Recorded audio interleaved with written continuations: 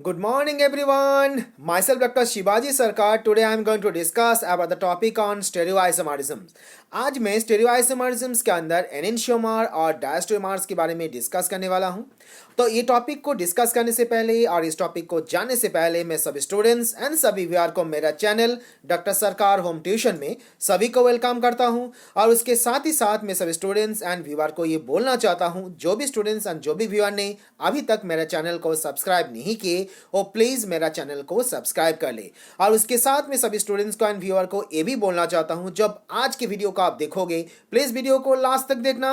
Video देखने के बाद वीडियो को प्लीज़ लाइक करना और वीडियो को प्लीज़ कमेंट भी करना। और इस वीडियो को जो डिस्क्रिप्शन बॉक्स है, इस डिस्क्रिप्शन बॉक्स के अंदर आपको पॉसिबल सभी क्वेश्चंस मिल जाएंगे आज के टॉपिक रिगार्डिंग। और उसके साथ ही साथ इसके अंदर आपको डिस्क्रिप्शन बॉक्स के अंदर आपको बाकी मेरा सभी वीडियो को लिंक भी मिल जाएंगे, तो उस लिंक को क्लिक करके भी आप बाकी वीडियो को एंजॉय कर सकते हो। तो अभी हम लोग देख लेते हैं आज के टॉपिक को एनेंशियोमर एंड डायस्टेरियोमर्स के बारे में, और हम लोग जान लेते हैं कुछ क्वेश्चंस को, और ये भी देख लेते हैं जब ऐसा क्वेश्चन आपको यूनिवर्सिटी लेवल में पूछा जाएंगे, बोर्ड लेवल में पूछा जाएंगे, तो उस क्वेश्चन को आप आंसर कैसे करोगे।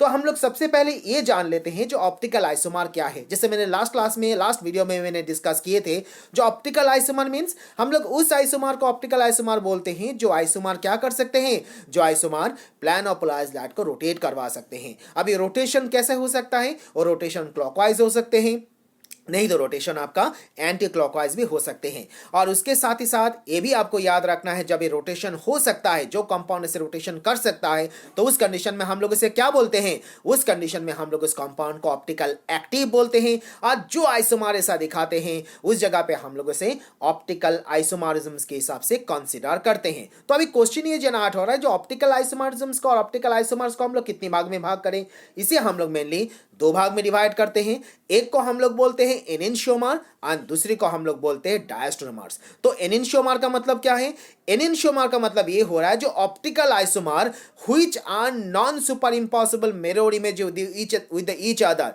तो non super impossible mirror image, ये वर्ड मैंने लास्ट वीडियो में भी बोला है, और जो भी वीडियो ने अभी तक नहीं देखा लास्ट वीडियो को, प्लीज वीडियो को देख ले।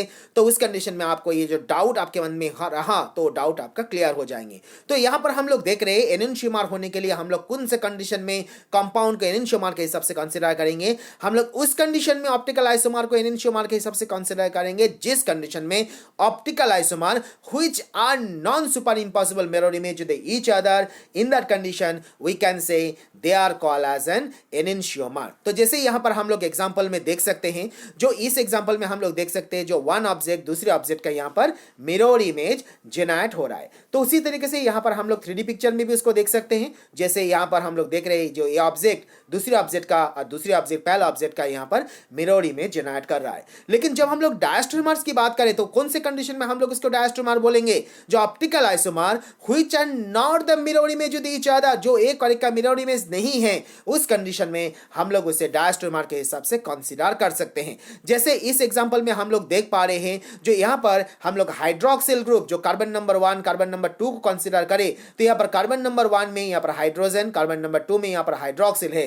तो मिरर इमेज होते तो इस साइड में हाइड्रोक्सिल होना चाहिए था, लेकिन इस जगह पे मिरर इमेज हम लोग देख पा रहे कोई भी टाइप की मिरर इमेज यहां पर जनरेट नहीं हो रहा है, और इसीलिए हम लोग इसे डायस्टेरियोमर के हिसाब से कंसीडर करते हैं। लेकिन ये पॉइंट को आपको याद रखना है, एनेंशियोमर हो और डायस्टेरियोमर हो, ये दोनों कंपाउंड ऑप्टिकली एक्टिव है, क्योंकि प्लान और पोलराइज्ड लाइट को ये रोटेट करवा सकते हैं। तो जैसे हम लोग यहाँ पर 3D पिक्चर में भी देख पा रहे हैं, जो यहाँ पर एक ऑब्जेक्ट, ये जो ऑब्जेक्ट है, ये ऑब्जेक्ट के सामने मिरर को रखते हैं तो यहाँ पर मिरर इमेज इसका जनरेट नहीं हो रहा है, और इसीलिए हम लोग इसको डायस्टेरियोमर के हिसाब से कंसीडर करते हैं। तो यहाँ पर हम लोगों ने देखा जो ऑप्टिकल आइसोमर को हम लोगों ने दो भाग में डिवाइड कर दिए। एक को हम लोगों ने यहाँ पर बोल दिए एनेंशियोमर, एंड दूसरे ऑब्जेक्ट जो मैंने अभी एक्सप्लेनेशन किए जिसे हम लोग बोलते हैं डायस्टेरियोमर। तो अभी क्वेश्चन ये जनरेट हो रहा है, जो ऑप्टिकल आइसोमर होने के लिए उसके अंदर क्या क्या कंडीशन होना चाहिए, और एग्जाम हॉल में भी क्वेश्चन को पूछा जाता है what are the condition needed for the optical isomer. तो इस पॉइंट को आपको याद रखना है। तो ऑप्टिकल आइसोमर होने के लिए सबसे बड़ा क्राइटेरिया तो ये होना चाहिए, the molecule should be the symmetry,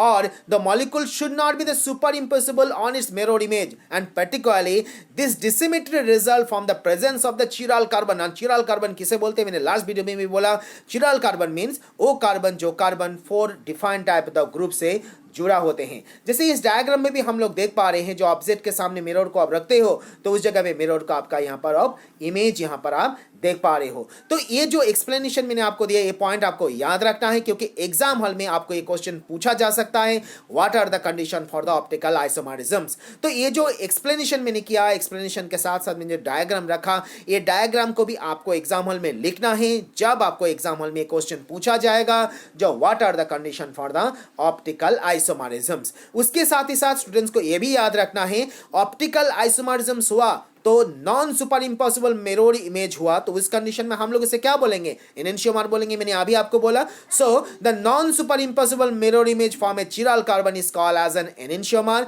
and they represent the two optical isomer, one is the plus isomer and another is the minus isomer, and this opposite rotation power are due to the opposite arrangement of the group around the opposite arrangement of the group around the chiral carbon atom. तो ये जो word मैंने आपको बोला, जो ये compound, ये जो वर्ड बोला, ये वर्ड को आपको याद रखना है, क्योंकि मैंने लास्ट लेक्चर में, लास्ट वीडियो में मैंने एक्सप्लेनेशन किया था, जो रोटेशन जो अलग अलग होते हैं, क्लॉकवाइज एंटी क्लॉकवाइज होते हैं, उसका मेन रीजन है आपका जो चिरल कार्बन है, चिरल कार्बन के ऊपर आपका जो ग्रुप है वो ग्रुप की अरेंजमेंट अलग अलग है, क्योंकि डेक्स्ट्रो में जो जिस साइड में अरेंजमेंट होंगे, लिबो में उसके अरेंजमेंट अलग होंगे, और इसी रीजन के लिए उसका रोटेशन जो होते हैं, रोटेशन दो साइड में क्लॉकवाइज एंड एंटी क्लॉकवाइज होते हैं। तो यहां पर हमने देख लिया जो कौन सी कंडीशन, अभी कौन सी कंडीशन यहां पर ऑप्टिकल आइसोमरिज्म्स के लिए होना चाहिए। इसके साथ आपको ये पॉइंट भी याद रखना है, जिससे ऑप्टिकल आइसोमरिज्म्स होने के लिए कंपाउंड के अंदर चिरल कार्बन होना चाहिए, लेकिन इसका मतलब आप ये मत मान लेना जो चिरल कार्बन रहा तो ही कंपाउंड ऑप्टिकल एक्टिव होंगे, क्योंकि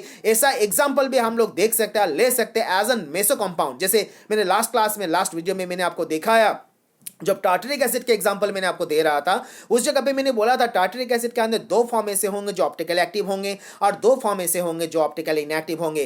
प्लस और माइनस टार्टरिक एसिड को मैंने ऑप्टिकल एक्टिव बोला था, लेकिन जब मैं मेसो के एग्जांपल दे रहा था और मेसो टार्टरिक एसिड के एग्जांपल दे रहा था, तो उस जगह पे मैंने बोला था जो यहां पर दो मेसो कंपाउंड है वो ऑप्टिकल एक्टिव इनएक्टिव होते हैं, क्योंकि उस जगह पे प्लानो पोलराइज्ड लाइट का आप रोटेशन नहीं देखते हो, क्योंकि उस जगह पे एक रोटेशन, एक कार्बन दूसरी कार्बन की कैरेक्टरिस्टिक को डिमिनाइज कर देते हैं, उस जगह पे एफेक्ट को डैमेज कर देता है, इस जगह पे इसीलिए रोटेशन आप नहीं देखते हो। लेकिन आप विचार करके देखो, इस जगह पे मेसो टार्टरिक एसिड के अंदर भी आप एसिमेट्रिक कार्बन एटम देखते हो, तो एसिमेट्रिक कार्बन एटम ही होते और उसका रोटेशंस के लिए, तो ये भी ऑप्टिकल एक्टिव होना चाहिए था, लेकिन ये ऑप्टिकली एक्टिव नहीं होता क्योंकि ये रोटेशंस को नहीं करवा पाते। और जैसे मैंने आपको एग्जांपल के हिसाब से दूसरे एग्जांपल दूं, तो उस जगह पे ऐसा भी सोचो, बहुत सारे एग्जांपल ऐसा भी है जहां पर कंपाउंड के अंदर आप एसिमेट्रिक कार्बन एटम देख ही नहीं रहे हो, लेकिन फिर भी ऑप्टिकली एक्टिव होते हैं, क्योंकि वो प्लानो पोलराइज्ड लाइट को रोटेट करवा सकता है, क्योंकि उसका मिरर इमेज आप जनरेट कर सकते हो और देख सकते हो, इसीलिए ऑप्टिकली एक्टिव है। एग्जांपल के हिसाब से आप यहां पर एलिन के एग्जांपल ले लो, एग्जांपल के हिसाब से आप यहां पर बाइफिनाइल के एग्जांपल ले लो। अभी एलिन और बाइफिनाइल किस तरीके से ऑप्टिकल एक्टिव होते हैं वो हम लोग नेक्स्ट लेक्चर में, नेक्स्ट वीडियो में देखेंगे, लेकिन इस जगह पे आपसे भी इतना याद रखो, जो कौन से ऐसा कंडीशन है जो कंडीशन आपका ऑप्टिकल आइसोमरिज्म्स के लिए रिस्पांसिबल है। तो इसका सामारी हम लोग निकाले तो सामारी ऐसा निकालते हैं, जो ऑप्टिकल आइसोमरिज्म्स के लिए चिरल कार्बन होना जरूरी है, लेकिन ये कंपल्सरी नहीं, लेकिन कंपल्सरी ये है जो कंपाउंड का मिरर इमेज होना ही चाहिए और कंपाउंड प्लानो पोलराइज्ड लाइट को रोटेट करवाना ही चाहिए, और ये रोटेट करवा पाए तो उसी कंडीशन में हम लोग उस कंपाउंड को optical active and optical isomer के हिसाब से हम लोग उसे कंसीडर करेंगे। तो यहां पर हम लोग ने देख लिया जो ऑप्टिकल आइसोमरिज्म्स के लिए कौन सा कंडीशन होना चाहिए। अभी हम लोग देख लेते हैं जो एनेंशियोमर के लिए प्रॉपर्टीज क्या होना चाहिए, ये भी एग्जाम हॉल में पूछा जाते हैं। तो जैसे मैंने आपको बोला जो एनेंशियोमर क्या होते हैं, जो optical isomer that having the mirror image, जो ऑप्टिकल आइसोमर हो और जिसका मिरर इमेज बनते हैं उसी को हम लोग एनेंशियोमर बोलते हैं, जो नहीं बनाते हैं उसको हम लोग डायस्ट्रोमर बोलते हैं। सो जैसे मैंने अभी एग्जाम्पल दिया, जो एग्जाम्पल के हिसाब से आप ऑप्टिकल आइसोमर लैक्टिक एसिड के एग्जाम्पल ले लो। जब लैक्टिक एसिड के एग्जाम्पल लेते हो तो उस जगह पे आप क्या देख पाते हो, एक और एक का मिरर इमेज है। जैसे यहां पर आप लैक्टिक एसिड के एग्जाम्पल ही देख रहे हो, ए लैक्टिक एसिड को आप जब मिरर के सामने रख रहे हो तो उस जगह पे देख सकते हो उसका मिरर इमेज जनरेट हो रहा है। और मैंने अभी बोला मिरर इमेज जनरेट हुआ तो उस कंडीशन में आप उसे एनेंशियोमर के हिसाब से कंसीडर कर सकते हो, और एनेंशियोमर के हिसाब से हम लोग उसे कंसीडर करते हैं। इसीलिए यहां पर जो ए एग्जांपल जो आप यहां पर देख रहे हो लैक्टिक एसिड को, और जो बी देख रहे हो मिरर इमेज है ए का, तो इस जगह पे एक को और एक का, मतलब ए का बी की और बी का ए का, हम लोग यहां पर एनेंशियोमर के हिसाब से इसे कंसीडर करते हैं। So enantiomer can not be inter converted into the under ordinary condition. That means यहां पर आपको यह भी याद रखना है, जो एनेंशियोमर जो होते हैं उसके नॉर्मल कंडीशन में आप इसे कन्वर्ट करना चाहते हो तो नॉर्मल कंडीशन में कन्वर्शन पॉसिबल नहीं है। जो आप जो कन्वर्शन देख रहे हो ये तो आप मिरर के ऊपर देख रहे हो, दैट इज अ फिजिकली देख रहे हो, लेकिन प्रैक्टिकली इसे कन्वर्ट करना चाहते हो तो ये ऑर्डिनरी कंडीशन में कन्वर्ट नहीं हो सकता। So enantiomer having the ideal properties in all the respect expect in their interaction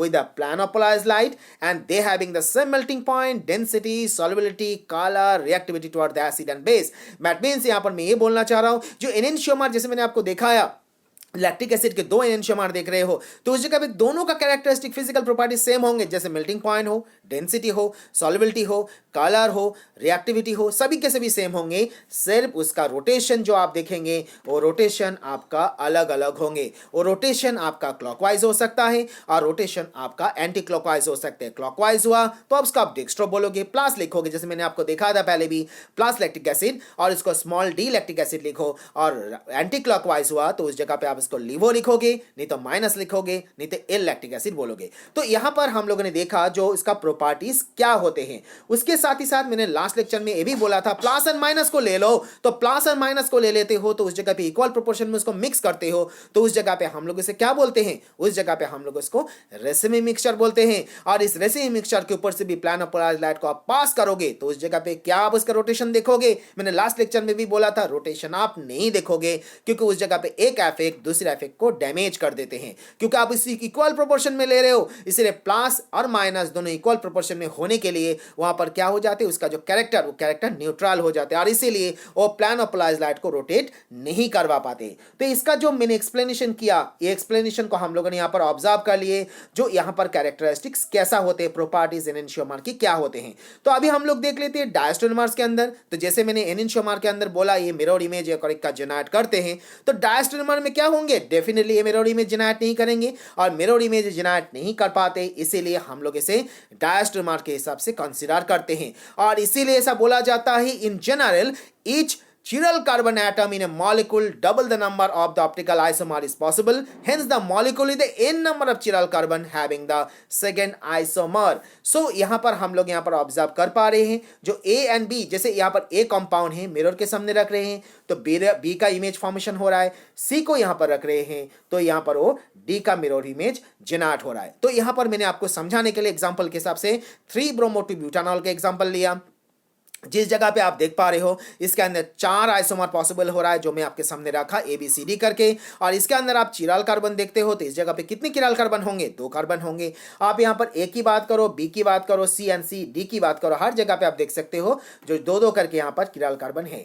लेकिन बात ये हो रहा है जो 4 आइसोमर के अंदर कितना आप यहाँ पर एनेंशियोमर और कितना इसमें डायस्टेरियोमर है, क्योंकि मैंने क्या बोला था एनेंशियोमर होंगे तो वो आपका मिरर इमेज होंगे, A and B and A एक और एक का एनेंशियोमर है, उसी तरीके से C and D and C एक और एक का मिरर इमेज है। लेकिन जब आप यहाँ पर कंपैरिजन A के साथ C का करते हो, राइट, उस जगह पे क्या आप उसे एनेंशियोमर के हिसाब से कंसीडर कर सकते हो। जैसे आप देख सकते हो यहाँ पर A एंड B आपका मिरर इमेज जनरेट हो रहा है, उसी तरीके से C एंड D को देखते हो तो भी आपका मिरर इमेज जनरेट हो रहा है। लेकिन जब आप इसे कंपैरिजन A के साथ C का करोगे तो उस जगह पे उसे आप मिरर इमेज के हिसाब से कंसीडर नहीं कर सकते। उसी तरीके से B एंड D को कंपैरिजन करेंगे तो उस जगह पे भी हम लोग उसे एनेंशियोमर के हिसाब से कंसीडर नहीं कर सकते, क्योंकि वो एक और एक का मिरर इमेज नहीं है। और उस कंडीशन में हम लोग इसे क्या बोलेंगे, उस जगह पे हम लोग इसे डायस्टेरियोमर के हिसाब से कंसीडर करेंगे। तो यहां पर हम लोगों ने देखा जो प्रॉपर्टीज डायस्टेरियोमर के अंदर क्या क्या होना चाहिए, और डायस्टेरियोमर के अंदर जब हम लोग कैरेक्टरिस्टिक देखेंगे तो उसका कैरेक्टरिस्टिक क्या होना चाहिए,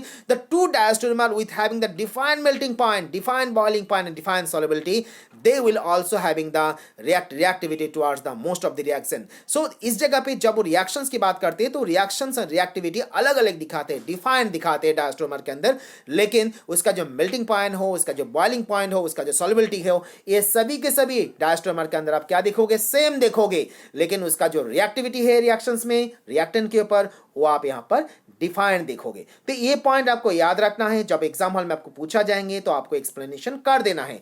लास्ट जो पॉइंट मैं आपको समझाने वाला हूं ये है मेसो कंपाउंड। मेसो कंपाउंड के लिए मैंने आपको पहले भी बोला था, मेसो कंपाउंड होने के लिए आपका कैरेक्टरिस्टिक्स क्या होना चाहिए। मेसो कंपाउंड होने के लिए आपका कंपाउंड के अंदर प्लानोपोलाइज्ड लाइट को आप पास करवाते हो तो उस जगह पे कंपाउंड ऑप्टिकली क्या दिखाते, इनएक्टिव दिखाते। तो मेसो कंपाउंड किसे बोलेंगे? मेसो कंपाउंड होने के लिए सबसे बड़ा क्राइटेरिया तो ये होना चाहिए, जो कंपाउंड के अंदर, जो कंपाउंड का मेसो कंपाउंड के हिसाब से कंसीडर करने जा रहे हो, उस कंपाउंड के अंदर जो चिरल कार्बन, दो चिरल कार्बन होना ही चाहिए। क्योंकि दो चिरल कार्बन होंगे तो ही कंपाउंड के बीच में से, मतलब दो कार्बन के बीच में से आप प्लान ऑफ सिमेट्री को ड्रॉ करते हो तो वो दो इक्वल पार्ट में डिवाइड हो जाएंगे।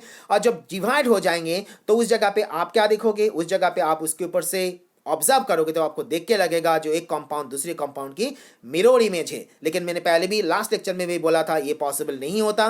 दैट इज आवर इमेजिनेशन, वो आपके इमेजिनेशन होंगे, प्रैक्टिकली मिरर इमेज नहीं होंगे। और मैंने पहले भी बोला जो मिरर इमेज को क्रिएट कर सकता है कंपाउंड, उस कंडीशन में कंपाउंड ऑप्टिकली एक्टिव है।